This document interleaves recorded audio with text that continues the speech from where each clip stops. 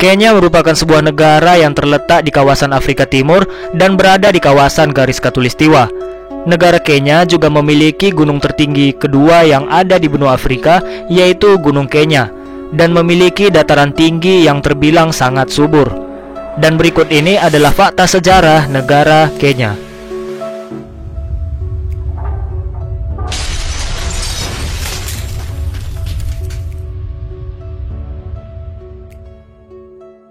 Republik Kenya adalah sebuah negara berdaulat yang terletak di kawasan Afrika Timur dan dipecah menjadi 47 region semi-otonom yang dipimpin oleh seorang gubernur.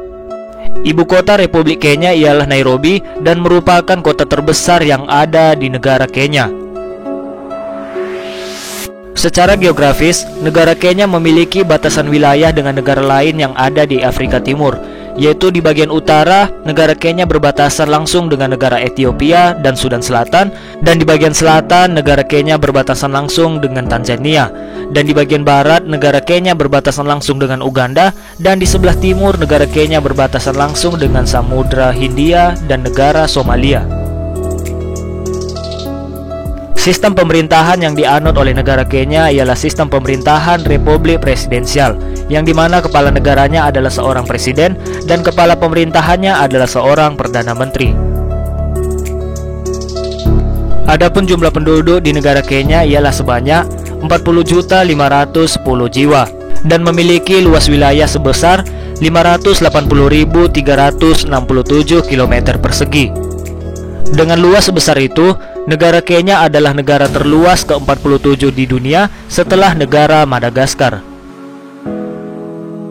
Secara geografis, dataran tinggi Kenya adalah salah satu lahan pertanian paling sukses yang ada di benua Afrika. Dataran tinggi Kenya adalah titik tertinggi di Kenya dengan puncak tertinggi kedua yang ada di benua Afrika. Adapun gunung tertinggi yang ada di negara Kenya ialah bernama Gunung Kenya dengan ketinggian 5.199 meter di atas permukaan laut. Jika dilihat dari berbagai etnis yang ada di negara Kenya, maka etnis yang ada di Kenya tersebut berbicara menggunakan bahasa mereka masing-masing. Adapun bahasa resmi yang digunakan di negara Kenya ialah bahasa Inggris dan bahasa Swahili. Bahasa tersebut digunakan sebagai komunikasi dengan etnis lain. Bahasa Inggris juga digunakan secara luas dalam bidang ekonomi, pendidikan, dan pemerintahan.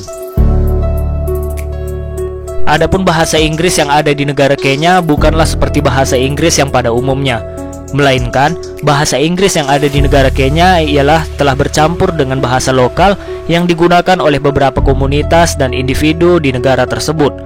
Kemudian, bahasa itu berkembang sejak zaman kolonisasi.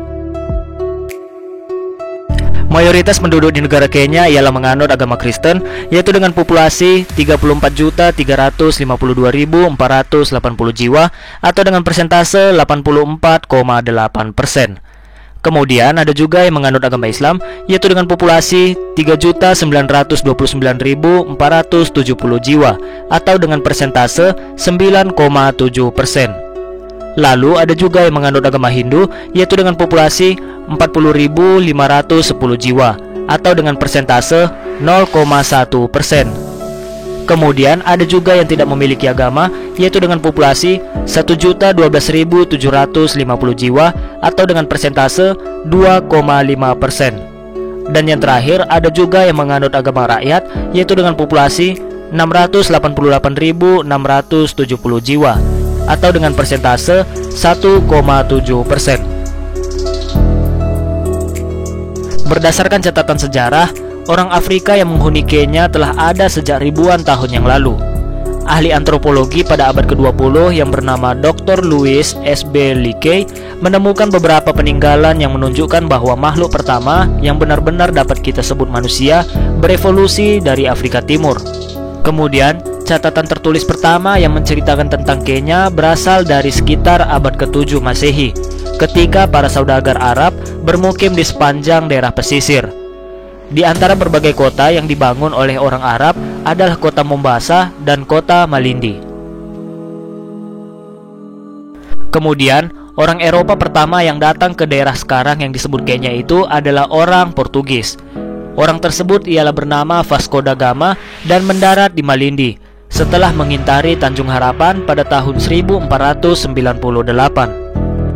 Lalu orang Portugis mendirikan sejumlah benteng dan pos perniagaan di sepanjang pesisir, tetapi hanya mampu bertahan sampai 200 tahun lebih sedikit saja.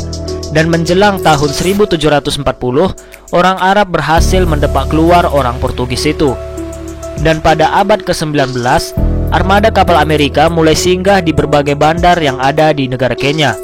Negara Inggris pun mulai menaruh minat kepada wilayah tersebut, terutama karena upaya-upayanya untuk mengakhiri perdagangan Buddha antara Afrika Timur dan benua Asia. Pemerintahan Inggris atas wilayah itu semula di bawah kekuasaan Imperial British East Africa Company. Dan pada tahun 1895, pemerintah Inggris bertanggung jawab atas wilayah yang sekarang adalah negara Kenya dan Uganda, dan menamakannya Protektorat Afrika Timur. Dan pada tahun itu juga, Inggris mulai membangun jalur jalan kereta api dari Mombasa ke negara Uganda.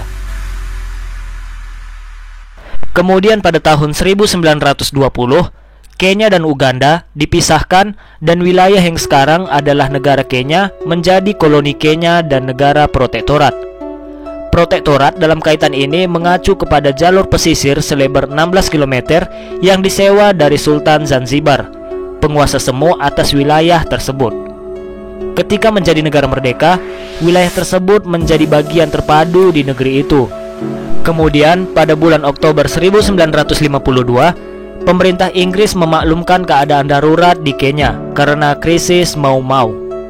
Organisasi rahasia yang terutama terdiri atas masyarakat Kikuyu yang bertujuan mengusir pemukim Eropa dari wilayah tersebut dan merebut kemerdekaan. Selama keadaan darurat, Jomo Kenyatta, juru bicara utama masyarakat Afrika Timur, serta sejumlah pemimpin politik lainnya dipenjarakan. Kemudian Kenyatta baru dibebaskan pada tahun 1961. Tepatnya pada 12 Desember 1963, akhirnya Kenya memperoleh kemerdekaan dan setahun kemudian menjadi negara republik. Dan pada saat itu, Kenyatta menjadi Perdana Menteri dan kemudian Presiden pertama republik di negara itu. Oke guys, sekian dulu untuk video kita kali ini. Bagi teman-teman semua yang suka dengan konten-konten yang ada di channel Fakta Sejarah, jangan lupa klik tombol subscribe, like, komen, dan aktifin tombol loncengnya. Dan juga teman-teman bisa men-share video-video yang ada di konten-konten Fakta Sejarah ke sosial media yang kalian punya. Terima kasih.